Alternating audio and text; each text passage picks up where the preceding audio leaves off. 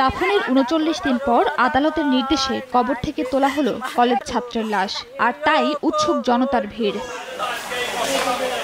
গত ১৯ এপ্রিল বিকেলে গাইবান্ধা সদরের দক্ষিণ কোমরপুর গ্রামের কলেজ ছাত্র সাদিক হোসেনের মোটরসাইকেলে করে সাঘাটা বেড়াতে বের হন বন্ধু আকাশ ও তার বাবা সাজু মিয়া। সেদিন সন্ধ্যার কিছু আগে আকাশের বাবা সাদিকের বড় ভাইকে ফোন করে জানান, সাঘাটা উপজেলার ভাঙামোড় এলাকায় মোটরসাইকেল দুর্ঘটনায় তারা ৩ জন আহত হয়েছেন। খবর শুনে পরিবারের সদস্যরা ছুটে যান সদর হাসপাতালে। গুরুতর অবস্থায় সাদিককে রংপুর মেডিকেল কলেজে হাসপাতালে নেয়ার পথে মারা যায় সে। পরে পারিবারিক কবরস্থানে দাফন করা হয়।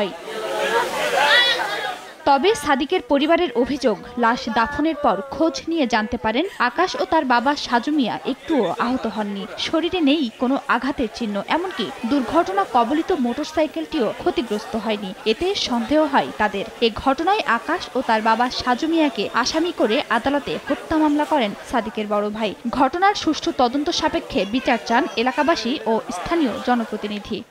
নগদে ৫০০ টাকা বা তার বেশি পেমেন্টে পেতে পারেন ঢাকায় জমিসহ ২০ কোটি টাকার পুরস্কার।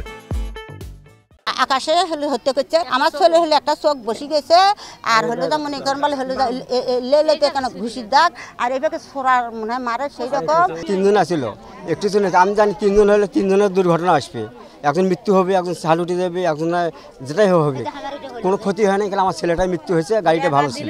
মৃত্যুর সঠিক কারণ উদ্ঘাটনে আদালতের নির্দেশে শনিবার দুপুরে জেলা প্রশাসনের নির্বাহী ম্যাজিস্ট্রেট রেজাউল করিমের নেতৃত্বে সাদিকের লাশ তোলা হয়। মার্ডার মামলা বিধায় মামলা তদন্তের সাথে লাশ উত্তোলনের আবেদন করে কোর্টের নির্দেশনা ছিল কাঠলস উত্তোলনের, সেই কোর্টের নির্দেশনা অনুযায়ী আমি লাশ উত্তোলন করেছি। সাদিক ফুলছড়ি কলেজের ব্যবস্থাপনা বিভাগের অনার্স ২য় বর্ষের শিক্ষার্থী ছিলেন। সময় সংবাদ, গাইবান্ধা।